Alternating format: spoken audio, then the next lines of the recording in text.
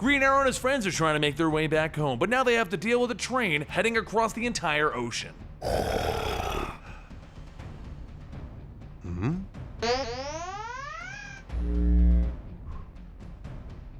Welcome to the Complete Story Series, where I take your favorite stories and I break them down into digestible bites and then I read them dramatically back to you. All alterations to the panel, text, and images are to prevent copyright problems, and all art is owned by its respective companies. When we last left off, Ollie, Dinah, and John Diggle washed up on what they thought was a deserted island. After stumbling through the woods, Ollie learned that the people of this island are growing poppies and manufacturing heroin. Once the group destroyed most of the facility, they began to make their way down the Trans-Pacific Railway. Except there was one problem. As they dropped into the railway, lights began to head directly towards them. Ollie, Dinah, and John all prepared to board onto the train that can potentially bring them back to Seattle, and the group gets ready by getting on a shipping container that is being placed on the train. Before Ollie gets on, he begins to remove the heroin that was planned to be brought in. John tells him that they're going to need to get in the container before the train arrives, but Ollie tells him that he's not even going to allow a milligram of this heroin to make its way back to Seattle. As Ollie drops off the last bag, the container begins to move and be placed onto the train. Dinah shouts for him to hurry up, and Ollie shouts that he can't leave his bow. It's the only thing that he has left in the world. Dinah tells him that he also has her,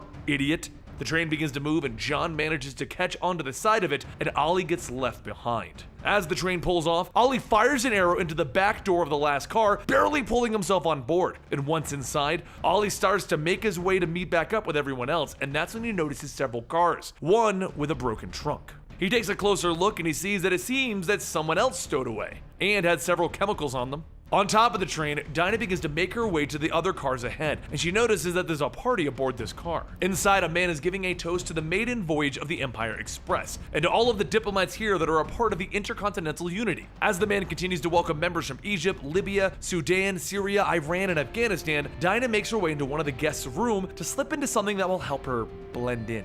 On another part of the train, John Diggle breaks into the side of one of the cars, and he walks in at a server pouring some drinks. He tells the man that he's sorry, and the server looks back up and says, "John Diggle? I didn't know you were assigned to security here." John decides to play along and tell him, "Yeah, I gotta pay some bills. Sorry, but do we know each other?" The man says that they don't, but he's been following Diggle's work overseas. He pulls out a knife stating that his name is Eddie Fires, and the world of mercenaries gets real small real fast, huh? Elsewhere, Ollie makes his way from car to car until he runs into a guard. After grabbing and shooting him with a boxing glove arrow, he punches him with the boxing glove, and that's when Ollie notices the blood on the ground. He follows the trail through the kitchen and he finds John Diggle on the ground. John leans up stating, "There's an assassin, we have to go stop him." Meanwhile, back in the main car, Dinah talks to Amina Mustafa as he drinks his champagne, and he begins to joke. Dinah sees his mouth begin to foam and she realizes that what he drank was poison, and she tells everyone else not to drink the champagne, and then sends off a canary scream, shattering all of the guests' glasses. Eddie begins running through the crowd, and then he's struck by an arrow in the chest. He looks up and tells Ollie that he's too late. With the spokesman Amin dead, the Middle East and North Africa will back out of their talks for peace. Dinah shouts for him to take him down, but Eddie asks Ollie if he's ever heard of an Irish goodbye. He then presses a button on his watch, and the lights all go out. When they come back on, Eddie is gone, and the guards begin to surround Ollie and Dinah. The crowds begin to check on Amin, but he's already dead. Ollie knows that the Arab diplomat did everything he could do to bring peace between the East and the West, but Queen Industries hired an assassin to kill him because peace is bad for business. Ollie and Dinah begin fending off the guards when suddenly the train screeches to a stop. As the two of them reach the front of the train, they find the conductor dead as well. More guards begin to storm in, and Dinah tells Ollie to go on ahead without her. She'll handle these guys.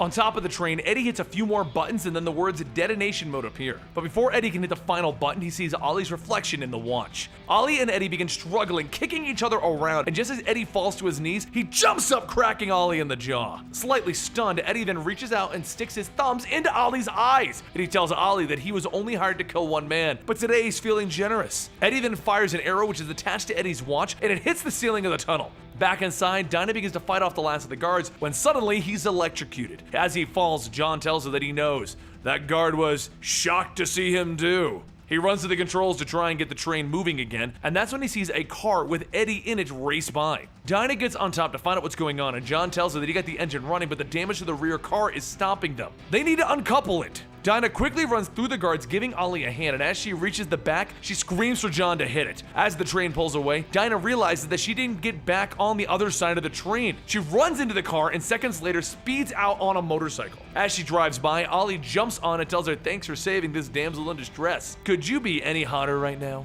Over at the Trans-Pacific Railway Station, everyone gathers around to see the train return, and among that crowd is Broderick. The first thing out of the tunnel is Eddie speeding past everyone, and then the Trans-Pacific train rockets out from the ground. Once the train crashes, the passengers all begin to exit the train, and John carries Amin out with him. Broderick watches and begins to leave, and then he starts to hear something. Out of the tunnel, water shoots out, and in it, Ollie and Dinah. With Ollie shouting, "Hey everyone, we're back!" And this continues the ongoing journey of Green Arrow, aka Oliver Queen, Dinah, and John Diggle's journey. It's been really cool and been going on for quite a while now, but now we have to deal with the fact that everyone thinks that Green Arrow killed a man. That's gonna be the next storyline. You can either wait for us to do it or you can go ahead and read it. I recommend reading it because you always get a much better experience yourself. Follow me on Twitter at Comicstorian and Instagram at Comicstorian, and I'll see you next time right here.